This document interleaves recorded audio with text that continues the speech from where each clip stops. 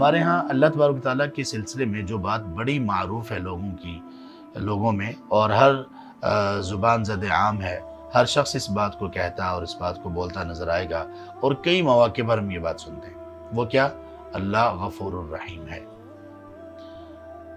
یقیناً اللہ تعالیٰ غفور الرحیم ہے، اس میں تو کوئی شک نہیں ہے، لیکن اللہ کے غفور الرحیم ہونے کا یہ اظہار جن مواقع پر ہم کرتے ہیں، کیا ان مواقع پر یہ اظہار کہ اللہ غفور الرحیم ہے یہ ٹھیک ہے یا نہیں؟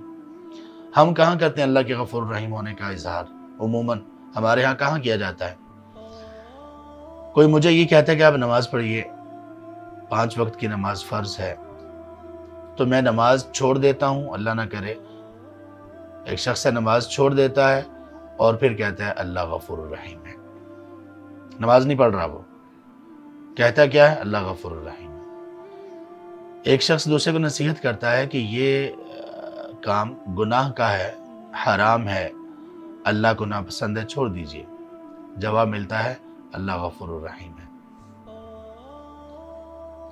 نصیحت کی جاتی ہے کہ صلہ رحمی کرنا، لوگوں کا حق ان کو دینا، لوگوں کے ساتھ جھوٹ نہ بولنا، فراڈ نہ کرنا، یہ سب چیزیں بڑے ظلم ہیں، باز آ جائیے۔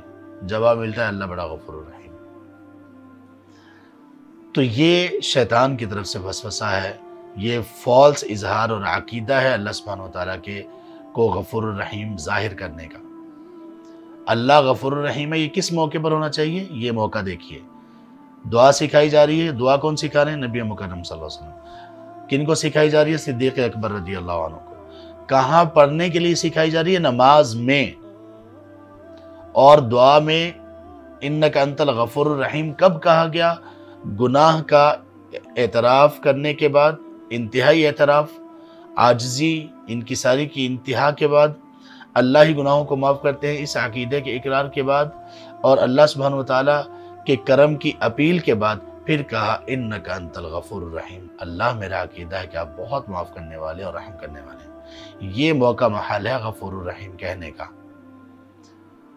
جہاں پر بھی غفور الرحیم کا آپ کو لفظ یہاں پہ ملے گا قرآن کریم میں، خاص طور پر دعاؤں میں، تو وہاں اللہ کے حضور آ کر، اللہ کے سامنے کھڑے ہو کر، یا گناہوں کا اعتراف کر کے، یا اللہ کی فرمانبرداری کے بعد یہ کہا جاتا ہے کہ اللہ آپ غفور الرحیم ہے۔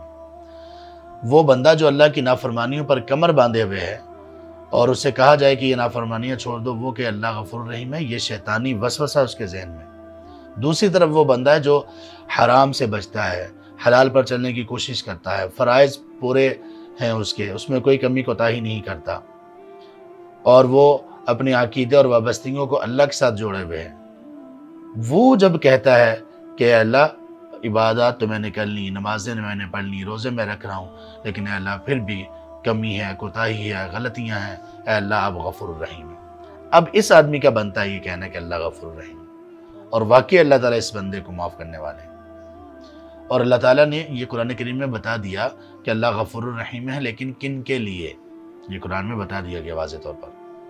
100 الاعراف کی آیت نمبر 156 ہے، اس میں اللہ نے فرمایا وَرَحْمَتِي وَسِعَتْ كُلَّ شَيْءٍ، میری رحمت ہر چیز پر وسیع ہے، لیکن کن کے لیے ہے؟ فَسَأَكْتُبُهَا لِلَّذِينَ يَتَّقُونَ، میں اس رحمت کو لکھوں گا ان لوگوں کے لیے، یعنی یہ ملے گی مستحق اس کے وہ لوگ ہوں گے خاص طور پر آخرت میں، الذین یتقون، جو لوگ تقوی اختیار کرتے ہیں، ویؤتون الزکاۃ، زکوٰۃ دیتے ہیں، ویتبعون الرسول النبی الامی، اور وہ رسول نبی امی کی اتباع کرتے ہیں، یعنی نبی مکرم صلی اللہ علیہ وسلم۔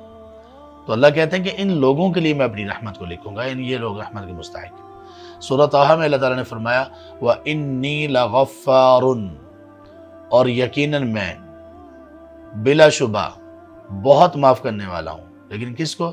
لمن تاب وآمن، اس شخص کو جو جس نے توبہ کی، ایمان لے آیا، یعنی ایمان میں پختہ ہو گیا اور اچھے عمل کیے، ثم اہتدیٰ، پھر ہدایت کی راہ چلتا رہا، یہ اس قابل ہے کہ اس کو میں معاف کر دوں۔ تو اس بات کو خوب اچھی طرح سے جان لیجئے اور خوب لوگوں کو بتائیے یہ کہ اللہ غفور الرحیم ہے، یقیناً ہے، اور بڑے غفور الرحیم ہیں، لیکن کن لوگوں کے لیے؟ اور یہ بھی لوگوں کو بتائیے کہ آپ جب اللہ کو غفور الرحیم ہونے کا ریفرنس دیتے ہیں تو تو یہ کہاں کس موقع پر دینا چاہیے، یہ خوب اس سے لوگوں کو آگاہ کیجیے۔ اللہ ہماری حالتوں پر رحم کرے۔